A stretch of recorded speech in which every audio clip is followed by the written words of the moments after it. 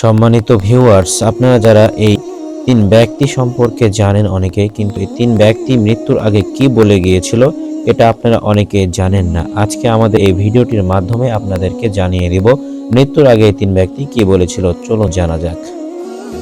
সর্বপ্রথম যে ছবিটি আপনি দেখতে পাচ্ছেন, এই ছবিটির মধ্যে যিনি আছেন তার নাম হলো মাইকেল জোসেফ জ্যাকসন, যাকে আমরা মাইকেল জ্যাকসন নামেই চিনি। পৃথিবীর ইতিহাসের সবচেয়ে জনপ্রিয় এক বহুল বিক্রিত অ্যালবামের সঙ্গীত শিল্পীদের মধ্যে তিনি অন্যতম। মাইকেল জ্যাকসন 1958 সালের 29 আগস্ট যুক্তরাষ্ট্রের গ্যারি, ইন্ডিয়ানায় জন্মগ্রহণ করেন। এই ব্যক্তি মৃত্যুর আগে বলেছিল মোর মিল্ক। মোর মিল্ক মানে অন্য কোনো কিছু ভাববেন না, এটি হলো একটি ড্রাগসের নাম, যে ড্রাগসের কারণে তার মৃত্যু সংঘটিত হয়েছিল। সুতরাং আমরা যা এই সমস্ত ড্রাগস গ্রহণ করে থাকি অবশ্যই দূরে থাকি, কারণ মাইকেল জ্যাকসন এই ড্রাগটি সে গ্রহণ করার কারণে তার মৃত্যুর কোলে ঢলে পড়তে হয়। সে বলেছিল, আমি অনেক দিন যাবৎ বেঁচে থাকবো, এরপরেও আমার কিছু হবে না, কিন্তু অবশেষে তাকে মরতেই হয়েছে।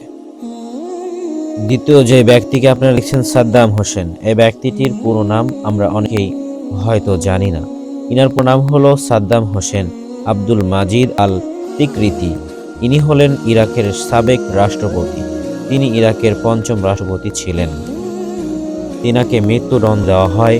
মৃত্যুদণ্ডের কারণে তিনি কখনোই মন খারাপ করেনি, বরং সে যখন তিনি মৃত্যুর অবস্থায় তার সামনে মৃত্যু উপস্থিত, তখন তিনি বলেছিলেন যে আশহাদু আল্লা ইলাহা ইল্লাল্লাহু ওয়া আশহাদু আন্না মুহাম্মাদান, অর্থাৎ আমি সাক্ষ্য দিচ্ছি যে আল্লাহ ছাড়া কোনো মাবুদ নাই।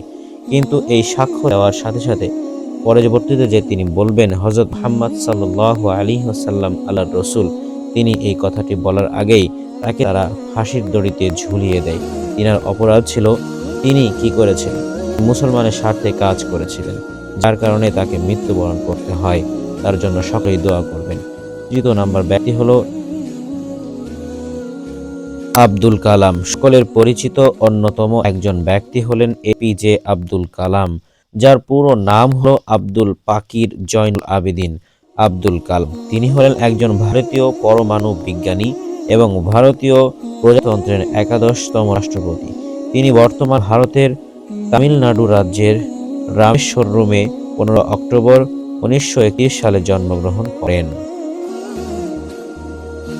এই মহান ব্যক্তি মৃত্যুর আগে বলে দিয়েছিলেন যে এই পৃথিবীকে কিভাবে মানুষ বসবাসের একটি উপযোগী স্থান বানানো যায়, অর্থাৎ বুঝতেই পারতেন তার মন মানসিকতা কত বড় ছিল।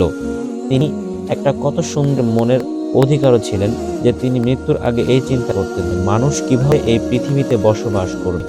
অথচ আমাদের মধ্যে অনেক মানুষ আছি, তারা পৃথিবীকে কিভাবে ধ্বংস করবে, আরেকজনকে কিভাবে ধ্বংস করবো এই চিন্তায় থাকি। এই জন্য তাদেরকে এপিজে আব্দুল কালাম থেকে শিক্ষা গ্রহণ করতে হবে।